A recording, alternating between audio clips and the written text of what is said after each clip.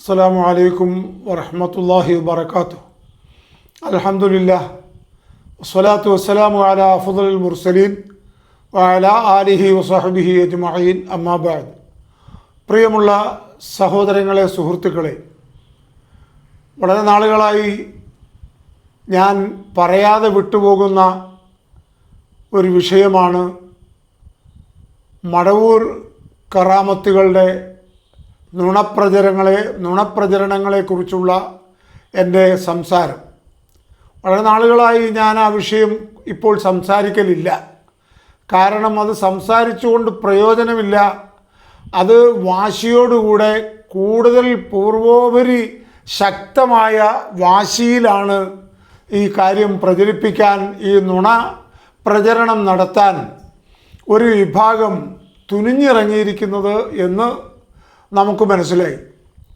മൊത്തത്തിൽ ആ വിഷയം പറയുന്നിടത്ത് ഒരാൾക്കും ഒരു ഭയവുമില്ലാത്ത രീതിയിലാണ് കാര്യങ്ങൾ പറയുന്നത്.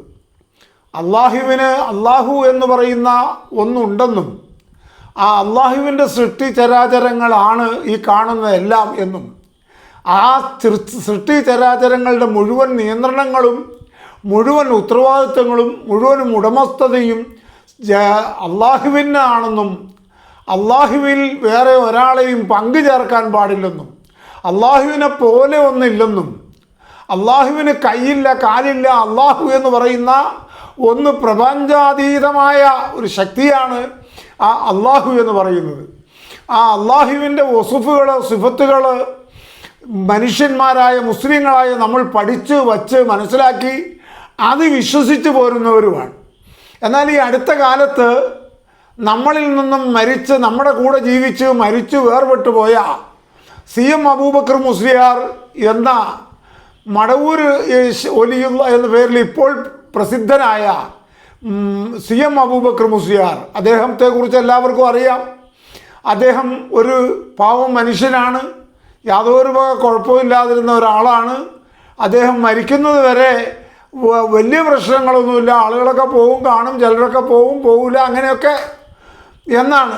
പണ്ഡിത ലോകമാണെങ്കിലോ അന്ന് ജീവിച്ചിരുന്ന ഒക്കെ ഉസ്താദിനെ പോലെയുള്ള മഹാന്മാരൊക്കെ പറഞ്ഞത്, ഇങ്ങനെ ഒരാൾ CM മൂപ്പൻ്റെ വീട്ടിൽ താമസിക്കുന്നു, ആഹാരാദികളൊക്കെ ഉണ്ട്, മലമൂത്ര വിസർജനങ്ങളുമുണ്ട്, പക്ഷേ നമസ്കാരാദി കാര്യങ്ങളോ നോമ്പ് പോലെയുള്ള കാര്യങ്ങളോ ഇല്ല എന്ന് പറഞ്ഞപ്പോൾ ബഹുമാന്യനായ ഒക്കെ ഉസ്താദ് പറഞ്ഞത്, അത് ഭക്ഷണവും കാര്യങ്ങളും ഒക്കെ ഉണ്ട്, മലമൂത്ര വിസർജനമൊക്കെ ഉണ്ട്, നിസ്കാരാദി കാര്യങ്ങളില്ല, നോമ്പില്ലെങ്കിൽ നിങ്ങൾ ആ മനുഷ്യൻ്റെ അരികത്തേക്ക് പോകണ്ട, അയാളും അയാളുടെ അള്ളാഹുമായിട്ട് ആ കാര്യം തീരുമാനിക്കട്ടെ, നിങ്ങൾ വിട്ടേക്കാനാണ് പറഞ്ഞത്.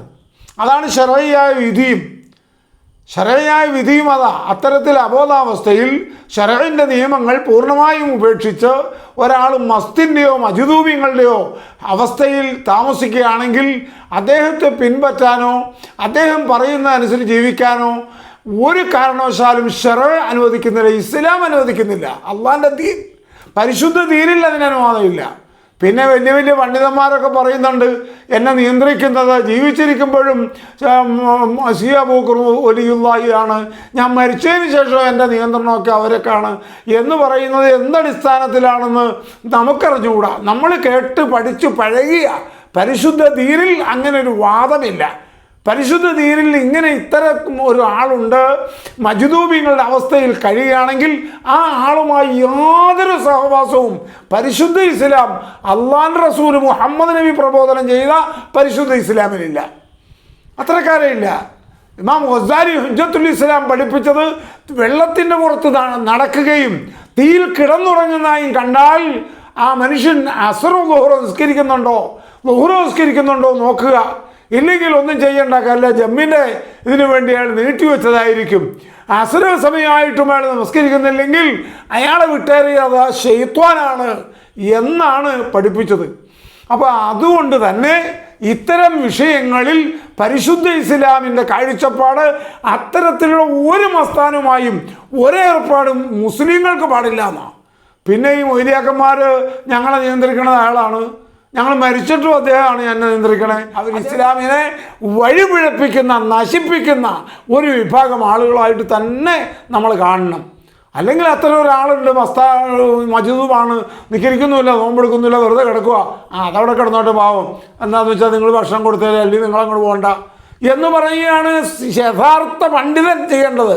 അല്ലാതെ ആ പണ്ഡിതനാണ് എന്നെ ഇപ്പോഴും നിയന്ത്രിക്കുന്നത്, ആ മജൂദുമായ അവസ്ഥയിൽ കിടന്ന് മരിച്ചയാളാണ് ജീവിതത്തിലും എന്നെ നിയന്ത്രിച്ചു, മരിച്ചതിന് ശേഷവും എന്നെ നിയന്ത്രിക്കുന്നു പറയാൻ പാടില്ല. അങ്ങനെ പറഞ്ഞ് എവിടം വരെ എത്തി? ലോകം മുഴുവനും അദ്ദേഹമാണ് നിയന്ത്രിക്കുന്നതെന്ന് പറഞ്ഞു. കുത്തുബുൽ ആലം, മുദബ്ബിറുൽ ആലം, എല്ലാം നിയന്ത്രിക്കുന്നത് കുത്തുബുൽ ആലം. എന്ത് കുത്തുബുൽ ആലം?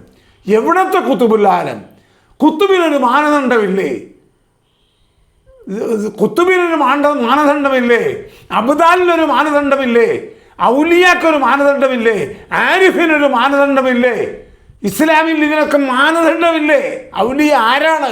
ഖുർആൻ പറഞ്ഞില്ലേ നമ്മുടെ ആധാരങ്ങൾ, നമ്മുടെ പ്രമാണം എന്താ? ഖുർആനും ഹദീസുവാ. ആ ഖുർആനും ഹദീസും ഒലിയിനെ കുറിച്ച് എന്ത് പറഞ്ഞു അത് നമ്മൾ നോക്കണ്ടേ? ഒലിയിനെ കുറിച്ച് പറഞ്ഞത് എന്താ? അള്ളാഹിനെ സൂക്ഷിച്ച് ജീവിക്കുന്ന ആളുകൾ, കടുക് മണിയോളം അള്ളാഹുവിൻ്റെ ശരഇന് വിരുദ്ധമായി പ്രവർത്തിക്കുന്നവൻ ഒരിക്കലും അള്ളാഹുവിൻ്റെ ഔലിയാക്കന്മാരുടെ പട്ടികയിൽപ്പെടുകയില്ല. അതല്ലേ വിധി. എന്നിരിക്കെ മരിച്ചതിന് ശേഷം എന്നെ നിയന്ത്രിക്കണു, മരിച്ചതിന് ശേഷം എൻ്റെ വീട്ടിൽ വരാറുണ്ട് എന്നൊക്കെ പറഞ്ഞാൽ എന്താണിത്? എന്താണ് ഹേ ഈ പറയുന്നത്? ഇതെന്ത് ഇസ്ലാമാണ് ഹേ? ഇത് എവിടെ നിന്ന് കിട്ടിയതാണ് ഹേ ഈ ഇസ്ലാം? പറഞ്ഞിപ്പോൾ എവിടം വരെ എത്തി? വളം വെച്ച് കൊടുത്ത് ആളുകളെ കൊണ്ട് പറയിപ്പിച്ച് ഇവിടെ എത്തി. ഒന്ന് കേട്ടു നോക്കുക. ഒരുത്തൻ പറയുന്നത്, പടച്ചോനാണോ ചോദിച്ചവനോടി ചൊല്ലേ, അതെ മടവൂരാണ് ഞങ്ങളെ പടച്ചോനറിയണേ, മടവൂരാരാ പടച്ചോനാണോ ചോദിച്ചവനോടി ചൊല്ലേ, അതെ മടവൂരാണ് ഞങ്ങളെ പടച്ചോനറിയണേ,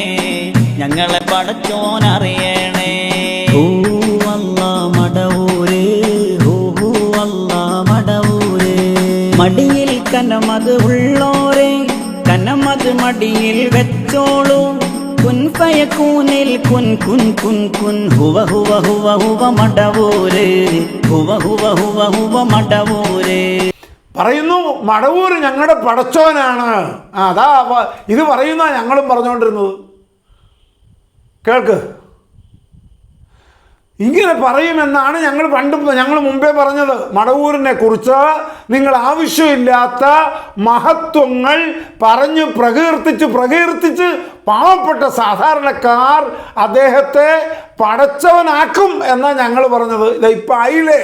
അപ്പോൾ അതേ ഒരു തലയെ കെട്ടിയ ഒരുത്തൻ എന്നാ ജാതിപ്പെട്ടാന്ന് പറ്ററിയാൻ പാടില്ല, അവൻ പറഞ്ഞു ഞങ്ങളുടെ പടച്ചവനാണ് മടവൂരിന്ന്.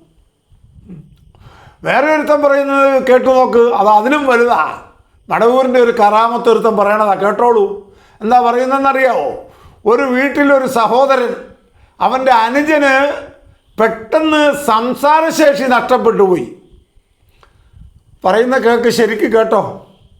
പല വിധത്തിലുള്ള ചികിത്സകൾ നടത്തുകയും ചെയ്തു. എന്നിട്ടും യാതൊരു ഫലവും കാണാതെ അവസാനം കുടുംബങ്ങളായ ആളുകൾ അദ്ദേഹത്തിൻ്റെ സംസാരശേഷി എന്താണ് സംഭവിച്ചതെന്ന് അറിയില്ല. കാരണം ഒരുപാട് കാലം നല്ല നിലയിൽ സംസാരിച്ച് നടന്നിരുന്ന ആൾ പെട്ടെന്ന് ഒരു ദിവസം സംസാരം അങ്ങ് ഇല്ലാതായി പോവുകയാണ്. എന്ത് ചോദ്യങ്ങൾ ചോദിച്ചിട്ടും ഒരു മറുപടി അദ്ദേഹം പറയാത്ത രൂപത്തിൽ ആ സംസാരം അങ്ങോട്ട് നഷ്ടപ്പെട്ടു പോയി. അദ്ദേഹത്തിനോട് എന്ത് ചോദിച്ചാലും ഒരു മറുപടി അദ്ദേഹം പറയുന്നില്ല ആ രൂപത്തിൽ. ആ സമയത്ത് അദ്ദേഹത്തിൻ്റെ നേരെ ഒരു അനുജനാണ് എന്നോട് ഈ സംഭവം പറയുന്നത്. അപ്പോൾ അവർ വീട്ടിൽ വെച്ച് പല ആളുകളും പല രൂപത്തിലും അയാളെ പരീക്ഷിച്ചു നോക്കി. ഈ രോഗിയായ മനുഷ്യനെ കത്തി കൊണ്ട് കുത്തി നോക്കുകയും തീക്കൊള്ളി കൊണ്ട് കുത്തി നോക്കുകയും അതുപോലെ സൂചി കൊണ്ട് കുത്തി നോക്കുകയൊക്കെ ചെയ്യും. അതുപോലെ മുളക്, ഈ ചെറിയ മുളക്, ചീരാമുളക് എന്ന് പറയുന്ന ചെറിയ മുളക് അരിച്ചിട്ട് കണ്ണിലൊക്കെ തേച്ച് നോക്കിയത്. കാരണം ഇത് ഈ വേദന കൊണ്ട്, അതായത് കത്തി കൊണ്ട് കുത്തുമ്പോൾ അല്ലെങ്കിൽ സൂചി കൊണ്ട് കുത്തുമ്പോൾ സ്വാഭാവികമായി ഒരു മനുഷ്യൻ വേദന കൊണ്ട് അല്ലാഹ് എന്ന് പറഞ്ഞുകൊണ്ട് ഒരു അക്ഷരം അയാൾ മൊഴിയുമോ എന്നറിയാൻ വേണ്ടി ഇവർ പല രൂപത്തിലും ശ്രമം നടത്തി നോക്കി. എന്നിട്ട് യാതൊരു ഫലവുമില്ലാതെ അദ്ദേഹം യാതൊരു സംസാരവും സംസാരിക്കാത്തൊരവസ്ഥയായി. മടവൂരിൻ്റെ ഒരു കറാമത്ത് ഒരുത്തം പറയണതാ, കേട്ടോളൂ. എന്താ പറയുന്നതെന്നറിയാവോ? ഒരു വീട്ടിലൊരു സഹോദരൻ, അവൻ്റെ അനുജന് പെട്ടെന്ന് സംസാരശേഷി നഷ്ടപ്പെട്ടു പോയി.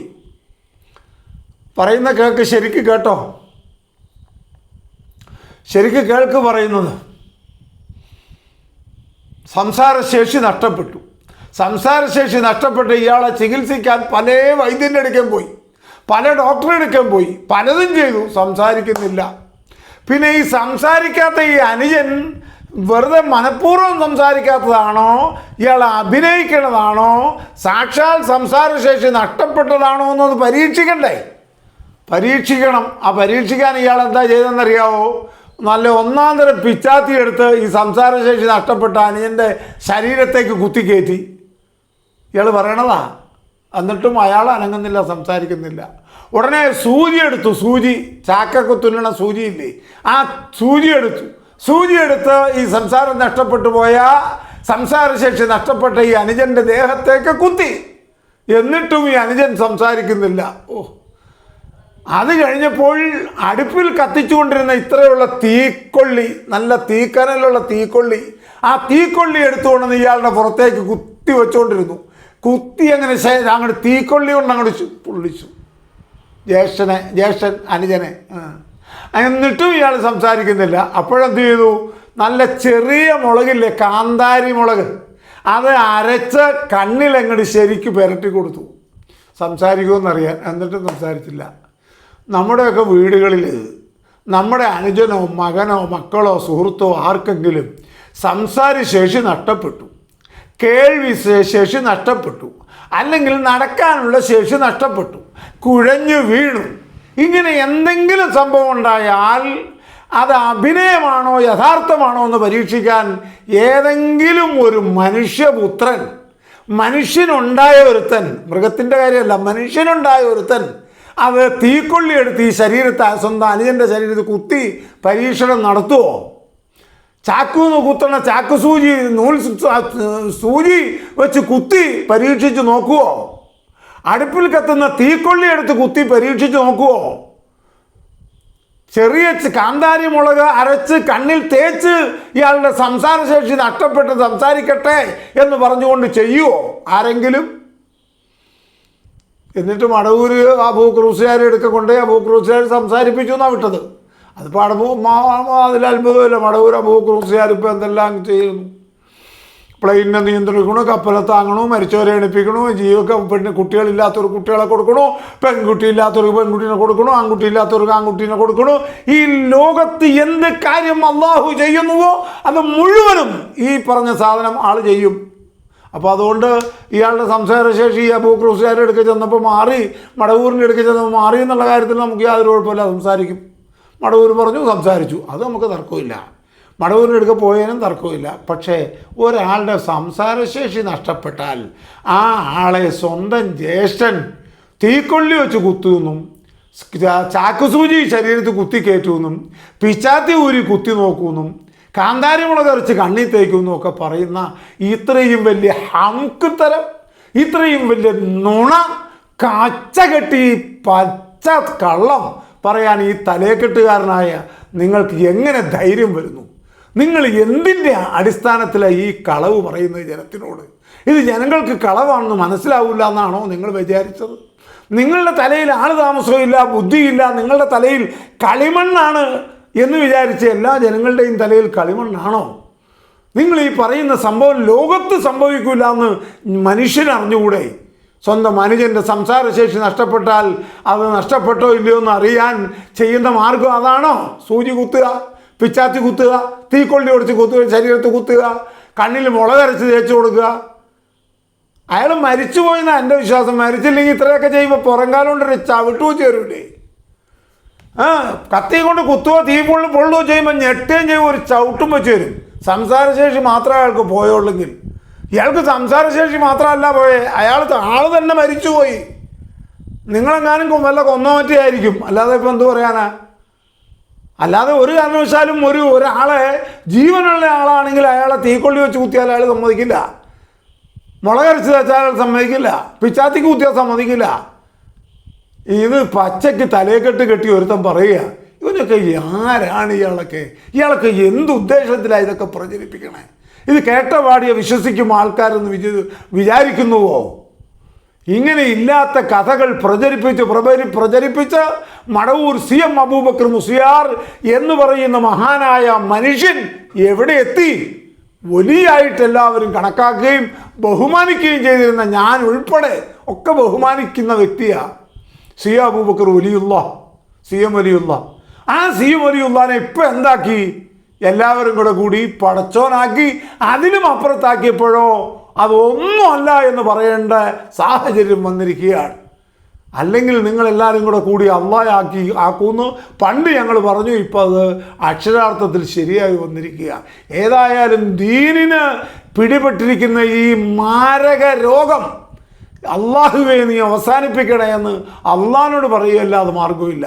ഈ മടവൂരിനെ ഇത് പ്രചരിപ്പിക്കുന്ന ഇവരുടെ ഈ നുണക്കഥകൾ പ്രചരിപ്പിക്കാൻ വേണ്ടി കാഫില സംഘമുണ്ടാക്കി നടക്കുന്ന ഇവൻ്റെയൊക്കെ ഷെറിൽ നിന്ന് പടച്ചവനെ ഈ സമുദായത്തെ നീ രക്ഷപ്പെടുത്തണേ അല്ലാ എന്ന് പ്രാർത്ഥിച്ചുകൊണ്ട് തൽക്കാലം ഇവിടെ നിർത്തുന്നു. അസ്സലാമു അലൈക്കും വറഹ്മത്തുള്ളാഹി വബറകാതുഹു.